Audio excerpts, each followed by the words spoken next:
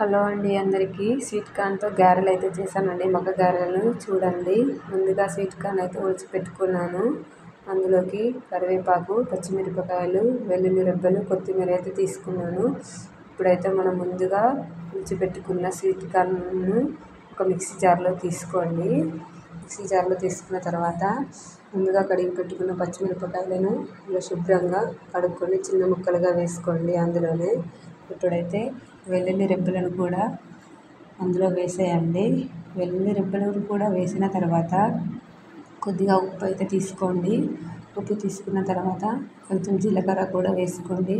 వేసుకున్న తర్వాత దీన్ని అయితే బరకగా మిక్సీ పట్టుకోండి. బాగా మెత్తగా అయితే అవసరం లేదు, కొంచెం బరకగా మిక్సీ పట్టుకోండి.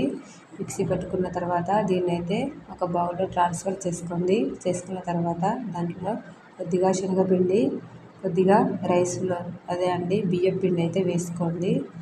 ఇవి రెండు వేసుకున్న తర్వాత మనమైతే ముందుగా కడుక్కున్నాం కదండి కరివేపాకు అండ్ కొత్తిమీర, వాటిని కూడా ఇందులో యాడ్ చేసుకోండి. చూడండి, ఇదిగో కరివేపాకు చిన్న చిన్నగా వేసుకోండి.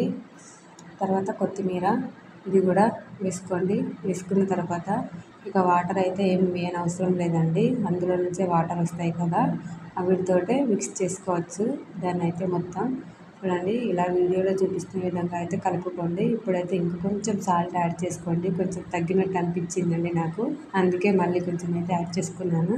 చూడండి, ఈ విధంగా వీడియోలో చూపించిన విధంగా అయితే కలుపుకొని పెట్టుకోండి.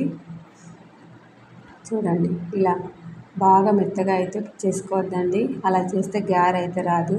ఇప్పుడైతే స్టవ్ పైన కడాయి పెట్టుకోండి. కడాయి పెట్టుకొని డీప్ ఫ్రైకి సరిపడినంత ఆయిల్ అయితే వేసుకోండి.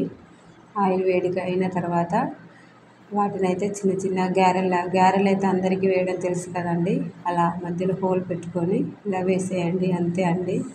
ఇందులో ఎన్ని పడితే అన్ని అయితే వేసేయండి. వేసిన తర్వాత మీడియం ఫ్లేమ్లో అయితే పెట్టుకోండి. బాగా హై ఫ్లేమ్లో కూడా పెట్టుకోవద్దు, అలా పెట్టుకుంటే లోపలైతే ఉడకదండి. చూడండి, ఇంకా పడతాయి కదా అందులో, అందుకే నేను ఇంకొకటి అయితే వేసుకున్నాను. ఇలా ఎన్ని పడితే అన్ని మొత్తం వేసుకున్న తర్వాత వాటిని అయితే మెల్లగా కలుపుకుంటూ డీప్ ఫ్రై చేసుకోండి. చూడండి, అవైతే నురగ వస్తుంది కదా, ఆ నురగ అయితే మొత్తం పోవాలండి. కలుపుకుంటూ మెల్లగా నిదానంగా వేయించుకోండి. వాటిని అయితే చాలా అంటే చాలా బాగా వచ్చాయండి. నేను చేశాను ఇవి తెలంగాణ స్టైల్లో. కారం వేసుకుంటే అంత టేస్టీగా అయితే రావండి, పచ్చిమిర్చి వేసుకొని చేసుకుంటేనే చాలా టేస్టీగా వస్తాయి. మక్క గారెలు పచ్చిమిర్చిలోనే ఉంటుందండి టేస్ట్, కారం వేసుకుంటే అంత రుచి అనిపించదు. ఒక్కసారి ట్రై చేయండి. చూడండి, ఇలా వీడియోలో చూపించిన విధంగా మెల్లగా అనుకుంటూ అయితే కలుపుకోండి. వాటిని ఇలా గరిటెతో తిప్పుకుంటూ మెల్లగా నిదానంగా వేయించుకోండి మీడియం ఫ్లేమ్లో. అంతే అండి, చాలా సింపుల్ అండి, చాలా త్వరగా అయిపోతాయి.